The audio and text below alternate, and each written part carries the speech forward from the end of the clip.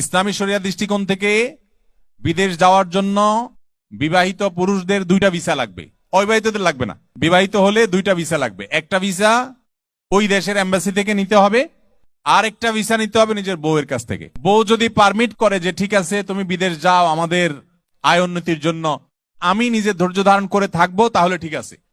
আর যদি বউ এই যে প্রশ্ন যেরকম লিখছেন বলে না চান্দু তুমি যাইতে পারো কিন্তু 6 মাসে আসা লাগবে, তাহলে কিন্তু 6 মাস পরে আপনার যাওয়া লাগবে। আপনি যদি যাইতে না পারেন তাহলে আপনার জন্য বিদেশ করা জায়েজ হবে না। খুব ভালো করে বুঝেন।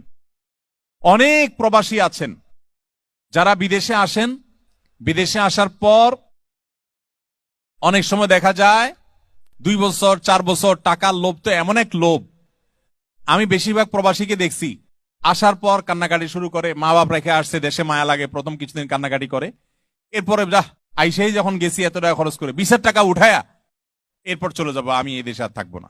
কিছুদিন থাকে টাকে, এরপরে কিছুদিন থাকে টেকা যখন টাকার গন্ধ ভালোই লাগে দেশে যায়। দেশে যায়া দেখে যে ঠিক আছে ওয়ার্ক পারমিটটা শেষ হয়ে যাক, এরপরে আর আসবো না, একবার যাই ঘুরে চলে আসে।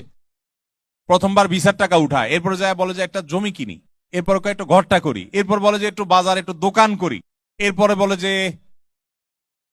যে বউরে তো গয়নাগাটি দিতে পারলাম না, তার জন্য কিছু কেনাকাটা করি। এভাবে করতে করতে দেখা যায় 10 বছর 20 বছরও বিদেশ জীবন শেষ হয় না। বিদেশিরা অনেকে দেশে যায় শুধু মরাটা বাকি রেখে, সব শেষ করে দেশে যায়, শুধু দেশে যায় চুট করে মরে আর শেষ কবরের নিচে। অনেক প্রবাসী আছে হতভাগা, আমি দেখেছি যে সন্তান বড় হয়ে গেছে, বাপের আদর পায় নাই। আপনারা প্রবাসে থাকেন, ফ্যামিলি নিয়ে থাকতে পারলে থাকেন, আর না হলে অবিবাহিত অবস্থায় যত পারেন থাকেন। বিবাহ করে ফেলেছেন, হয় নিয়মিত আসা যাওয়া করবেন, ঘন ঘন টাকার দিকে তাকাবেন না, আর না হয় আপনি অবশ্যই একটা লিমিটেড সময় থেকে টাকা পয়সা উপার্জন করে আপনি আপনার দেশে ফিরে যাওয়ার চেষ্টা করবেন। অনেক মানুষ আছে টাকার লোভ এমন মারাত্মক, বউ বলে না আমাদের আর লাগবে না তুমি চলে আসো, না তার লোভ শেষ হয় না। আবার অনেক বউ আছে উল্টা, বলে তুমি আসার দরকার না, দেশে এসে কি করবা, ওখানেই থাকো। বরং এর সংখ্যাটাই বেশি, তাই না? আমরা বসে বসে ওখানে মুরগির রান খাই, আর তুমি এখানে মরো, দেশেই পড়ে থাকো। আমি বেশিরভাগ প্রবাসী ভাইদের বলি যে আমাদের পরিকল্পনা সঠিক না হওয়ার কারণে আমরা অনেকে ভুল করি বসে। দেখেন, বাচ্চা বড় হওয়ার পর 2-6 বছর 8 বছর পর আস্তে আস্তে বাচ্চা কিন্তু বাবা মা থেকে দূরে সরে যায়। যখন যত বড় হয় তখন তারা বন্ধু বান্ধবের সাথে থাকতে রিল্যাক্স ফিল করে, বাবা মার সাথে আর তারা কোনো কিছু শেয়ারও করতে চায় না। আপনি খেয়াল করেন, পিচ্ছি পোলাপান যখন স্কুলে দেন, মাদ্রাসায় দেন, বাসায় আইসাই প্রথম দেখবেন বক বক করে গল্প করবে, ব্যাগ থোয়ার আগে থেকে দরজা থেকে গল্প শুরু করবে। আজকে এই ক্লাসে অমুকে এটা বলছে, অমুক স্যার এটা বলছে, রাস্তায় এটা দেখছে, সারাক্ষণ বাবা মার সাথে গল্প, ঠিক না? একই বাচ্চার যখন বয়স 7-8 বছর হয়ে যায়, 9-10 বছর হয়ে যায়, আস্তে আস্তে দেখবেন কথাবার্তা কমাই দিছে। এখন তার সব শেয়ার করে বন্ধুদের সাথে। এখন স্কুলে গিয়া মাদ্রাসায় গিয়া বলে আজকে মা এটা বলছে, বাপে ওইটা খাইছে, ভাই ওইটা করছে, বাইরে কি দেখছে, এখন সব শেয়ার করে কার সাথে? বন্ধু বান্ধবের সাথে। এরপরে বয়স যখন আস্তে আস্তে বাড়তে থাকে, মা বাপ যদি উল্টা জিজ্ঞাসা করে আছে স্কুলে কি হয়েছে, কি বলছে, ছেলে বরং উল্টা আরো রাগ হয়ে যায়, এত কথা বলো কেন তুমি, ঢুকতে না ঢুকতে শুধু প্রশ্ন করা শুরু করে দাও। তখন সে একটু ভারী হয়ে যায়, চুপচাপ হয়ে যায়। প্রবাসী ভাইদেরকে বলতেছি, পোলার বয়স, মেয়ের বয়স যখন 10 বছর 12 বছর 13 বছর হয়ে যায়, অনেক প্রবাসী আছে ছেলে মেয়েরে টাকা পয়সা দিয়া, চকলেট মোবাইল দিয়াও বাপ ডাকাইতে পারে না। আছে না নেই? বাপ ডাকবে কি দুঃখে, আপনার দেখেই না, আপনার মায়াই পাই নাই। এই জন্য এরকম অপরিকল্পিত প্রবাস জীবন আল্লাহর ওয়াস্তে কাটাবেন না। নিজের সবকিছু শেষ করে দিবেন। সবচেয়ে বড় ক্ষতি হয় কি, আপনার স্ত্রী এবং সন্তান নষ্ট হয়ে যায়। বড় বড় মোবাইল কিনে পোলাপানের হাতে ধরাই দেন, না ইমান, না আমল, না তাকওয়া, না পড়ালেখা। আমি সবার কথা বলছি না, অনেক প্রবাসী ভাইরা আছেন যাদের সন্তানরা মানুষ হয় কম। এই জন্য পরিকল্পিত জীবন যাপন করতে হবে। স্ত্রী যদি বায়না ধরে যে তুমি সময় মতো না আসলে আমার একা একা থাকতে অসুবিধা হয়, কষ্ট হয়, আমার চরিত্র হেফাজত করা সম্ভব না, তাহলে আপনার জন্য যাওয়া ফরজ। আর যদি সে পর্যায়ে না হয়, আর্গুমেন্টের ব্যাপারে হয়, তাহলে স্ত্রীকে আপনি সবর করাইতে পারলে থাকতে পারেন, কিন্তু তারপরেও শরীয়ত দীর্ঘদিন আপনি এখানে পড়ে থাকবেন, স্ত্রী আর যায় পড়ে থাকবে, এটাকে খুব ভালো চোখে দেখে না। এ বিষয়ে আমাদের খুব দায়িত্বশীল হতে হবে।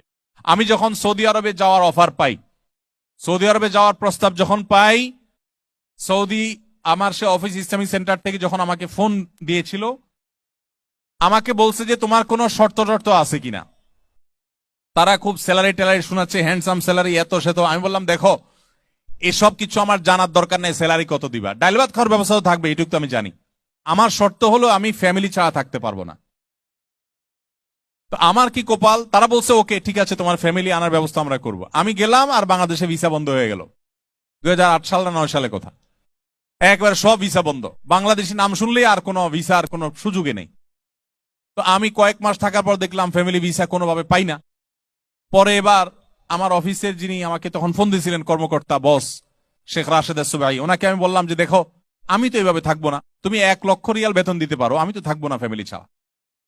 তো আমাকে আমার আরেক মুদির বুঝাচ্ছে, বলে যে তোমাদের বাংলাদেশে মিলিয়ন মিলিয়ন বাংলাদেশি আছে, আমাদের এখানে বহু দেশে আছে, তারা থাকতেছে না, তোমার সমস্যা কোথায়? তো আমি বললাম দেখো তুমি তাদেরকে দেখাইতেছো আমার নবী সাল্লাল্লাহু সাল্লাম জেহাদের ময়দানে পর্যন্ত, যুদ্ধের ময়দানে পর্যন্ত স্ত্রী ছাড়া একা একা যান নাই।